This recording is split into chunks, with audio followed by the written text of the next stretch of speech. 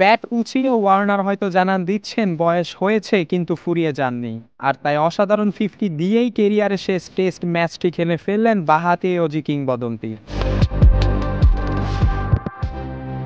পাকিস্তানের বিপক্ষে Sydney test সিরিজে নিজের শেষ ইনিংসে ৫৭ রান করে সাজিদ আলীর বলে আউট হয়ে ড্রেসিং রুমের দিকে হাঁটা দিলেন ডেভিড ওয়ার্নার। পুরো স্টেডিয়াম তখন দাঁড়িয়ে, করতালি আর উল্লাসের ধ্বনিটাই কেবল ভেসে আসছে বিখ্যাত সিডনি ক্রিকেট গ্রাউন্ড থেকে। আর এভাবেই নিজের সাদা জার্সিটিকে চিরতরে তুলে রাখলেন অস্ট্রেলিয়ার বহু টেস্ট জয়ের নায়ক ওয়ার্নার। ২০১১ সালে টেস্টে অভিষেক হওয়ায় ওপেনার টেস্টে দেশের হয়ে চতুর্থ সর্বোচ্চ রান সংগ্রাহক।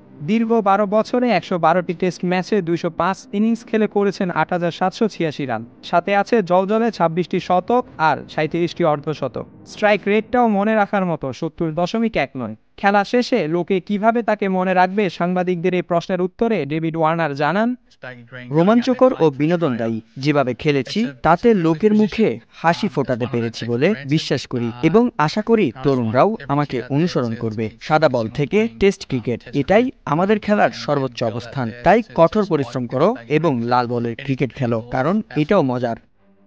গত বছর অ্যাশেজে ওয়ার্নার জানিয়েছিলেন পাকিস্তানের বিপক্ষে টেস্ট সিরিজ দিয়েই এই ফরম্যাটটিকে বিদায় জানাবেন তিনি। কিন্তু টেস্ট ক্রিকেট থেকে বিদায় নেওয়ার আগেই ওয়ানডে ক্রিকেট থেকে অবসরের সিদ্ধান্ত জানান অজি ওপেনার। বছরের প্রথম দিনেই সংবাদ সম্মেলনে ওয়ার্নার তার বিদায় বার্তা নিশ্চিত করেন। এতে পরিষ্কার হলো যে ২০২৩ সালে ওয়ানডে বিশ্বকাপ ফাইনাল ম্যাচটি ডেভিড ওয়ার্নারের শেষ ওয়ানডে ম্যাচ ছিল। ২০০৯ সালে দক্ষিণ আফ্রিকার বিপক্ষে ওয়ানডে ম্যাচে অভিষেক হয় ওয়ার্নারের। দীর্ঘ ১৪ বছরের কেরিয়ারে ১৬১টি ওয়ানডে ম্যাচ খেলে ২২টি শতক ও ৩৩টি অর্ধশতক করেছেন, ৪৫ অ্যাভারেজে ৬৯৩২ রান। সাদা বলের ক্রিকেট আর টেস্ট জার্নিকে ইতি জানালেন ওয়ার্নার, কিন্তু খেলবেন টি-20। ফ্র্যাঞ্চাইজি ক্রিকেটের ফেরিওয়ালা হয়েই কাটাবেন বাকিটা সময়। বিনোদন দিয়ে যাওয়া ক্রিকেটার ডেভিড ওয়ার্নার নিজের বাকি কেরিয়ারটাই বিনোদন নিয়েই কাটাবেন, এটাই হয়তো প্রত্যাশা থাকবে গোটা ক্রিকেট বিশ্বের।